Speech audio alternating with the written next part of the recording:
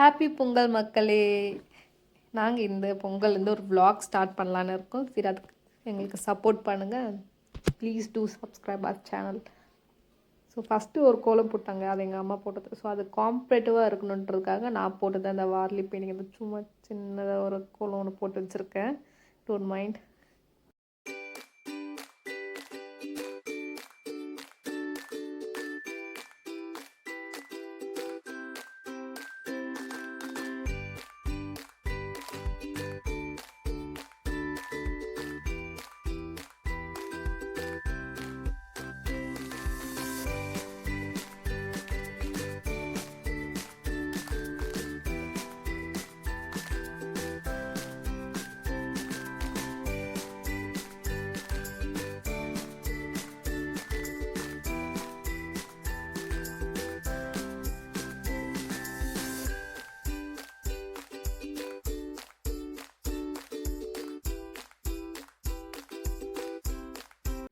So Pooja ஒர்க்லாம் எல்லாம் ready ஆகிடுச்சு. சாமி படத்துக்கெல்லாம் பொட்டு வச்சு பூ வச்சாச்சு. அதுக்கப்புறமா சமையலுக்கு நாங்கள் ஸ்டார்ட் பண்ணிட்டோம்.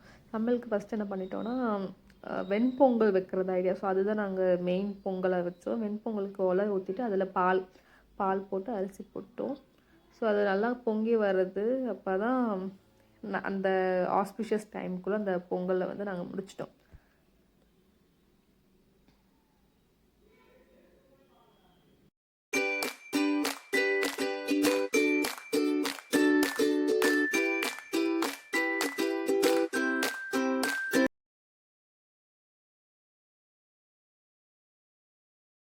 இதுக்கு அடுத்து நாங்கள் பிளான் பண்ண டிஷ் திருவாதிரை களி. இது அந்த திருவாதிரை அந்த டைமில் தானே பண்ணணும்னு சொல்லுவாங்க.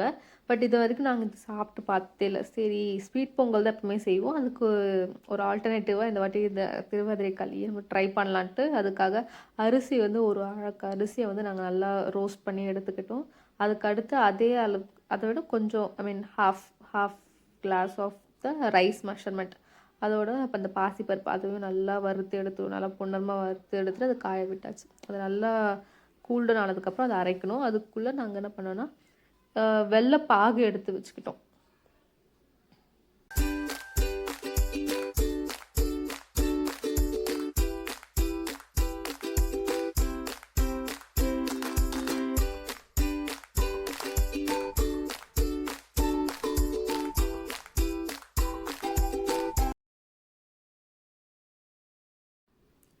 ஸோ அந்த பாகெல்லாம் ரெடி ஆகிடுச்சு. அதுக்குள்ளே இந்த அரிசியும் பருப்பும் கூல்டவுன் ஆகிடுச்சு. இது நல்லா அரைச்சி ரவை மாதிரி அரைச்சோம். நல்லாலாம் அரைக்கக்கூடாது. ஸோ ரவை மாதிரி அரைச்சி எடுத்துக்கிட்டு அதை வெள்ளை பாகில் கொஞ்சம் தண்ணி விட்டு இந்த அரைச்ச விட்டதை அதில் நல்லா மிக்ஸ் பண்ணிடணும். அது கூட கொஞ்சம் கீ போட்டு அந்த கேஷ்நட்ஸ் அதெல்லாம் போட்டு எடுத்துக்கணும். அது பார்க்க எப்படி இருந்துச்சுன்னா ஒரு என்ன சொல்ல ரவை கேசரி ஒரு ஸ்வீட் பொங்கல் ஸ்டைலில் எப்படி இருந்துச்சு. ப்ளஸ் அது கோகோனட் ஆட் பண்ணது ரொம்ப நல்லா இருந்துச்சு. என்ன சொன்னாங்க, இது வரைக்கும் இந்த மாதிரி ஒரு டிஷ் நாங்கள் சாப்பிட்டு பார்த்ததில்லை.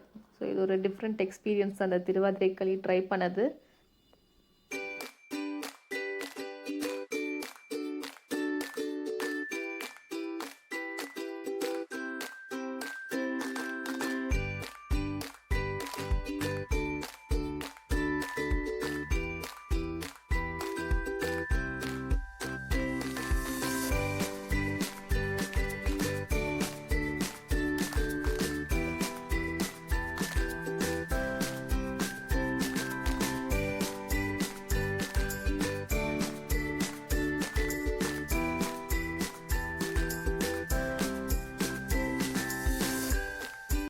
அதே மாதிரி இது நல்லா வேக விடுங்க. லைக் அந்த அரிசி எல்லாம் என்ன சொல்ல அது நல்லா வெந்திருக்கணும். அந்த வெள்ளை பாகுலேயே தண்ணி ஊற்றி நல்லா மிக்ஸ் பண்ணி எடுங்க. அது நல்லா வெந்ததுக்கப்புறம் அது எடிபிளாக இருக்கும். இல்லைனா கொஞ்சம் மாவாக இருக்கும்ல, அதெல்லாம் நல்லா எடிபிளாக ஆகிடும். அதுக்கப்புறமா நமக்கு தேவையான அளவுக்கு கீ போட்டு எடுத்து வச்சுக்கலாம்.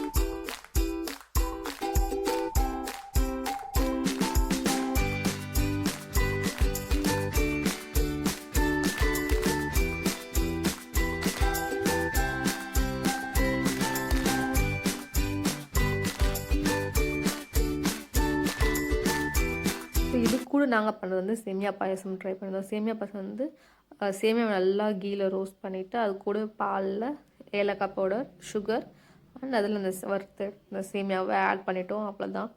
ஸோ சேமியா பாயசம் ரெடி. அதுக்குள்ளே இந்த வெண்பொங்கல் வந்து சாமிக்கு படைக்க ஆரம்பிச்சிடலாம். அதுக்காக அந்த மஞ்சள் அந்த பூ வச்சு நாங்கள் இந்த மாதிரி சுற்றி சாமிக்கு வச்சிட்டோம் சாமிக்கிட்ட. அது கூட வெண்பொங்கல் மேலே அந்த வாழைப்பழமும் கொஞ்சம் வெல்லமும் வைப்பாங்க. அது ஆக்சுவலாக பரிமாறும் போதும் வைப்பாங்க, அதே மாதிரி ஸ்டார்டிங்லேயே வச்சுருவாங்க. ஸோ நாங்கள் இது முன்னாடியே வச்சுருவோம். ஸோ நெக்ஸ்ட் என்னென்னா நாங்கள் வடை செய்யணும்.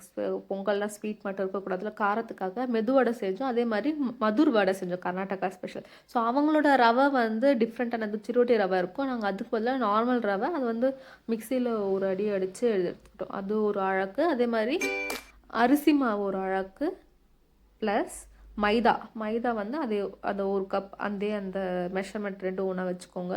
ப்ளஸ் எவ்வளோ பீனட்ஸ் ஆட் பண்ணுறோமோ அவ்வளோ நல்லாயிருக்கும் ஃப்ளேவர். ஸோ நாங்கள் பீனட்ஸ் வந்து ரொம்ப கிரைண்ட் பண்ணாமல் ஓரளவுக்கு கிரைண்ட் பண்ணி எடுத்துக்கிட்டோம்.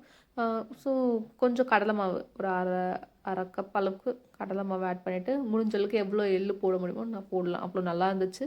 ஸோ இது கூட பெருங்காயம், வெங்காயம், இஞ்சி நல்லா ஃபைன் சாப்டு, கறி லீவ்ஸ் அண்ட் கொரியாண்டர் எல்லாம் போட்டுட்டு அப்புறம் சூடு எண்ணெய் அப்புறம் நார்மல் எண்ணெய் அதெல்லாம் போட்டு நல்லா மிக்ஸ் பண்ணி எடுத்துக்கோங்க. ஒரு சப்பாத்தி டவ் மாதிரி நல்லா பிசைஞ்சு எடுத்துக்கோங்க. அதுக்கப்புறம் அந்த வடை விட ஓட்டை வடைலாம் செய்வோம்ல, அந்த மாதிரி நல்லா தட்டி எடுத்துக்கிட்டு நல்லா பெருசாக தட்டி எடுத்துகிட்டு நம்ம குக் பண்ணி எடுத்துக்கலாம். அதாவது எல்லா சைடும் ஈவனான ஒரு கலர் இருந்தால் குக்.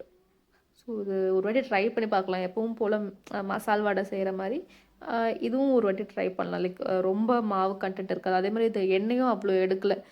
நல்லா இருந்துச்சு. ரொம்ப நல்லா ஒரு ஸ்நாக்காகவும் சாப்பிட்லாம் அடிக்கடிக்கும்.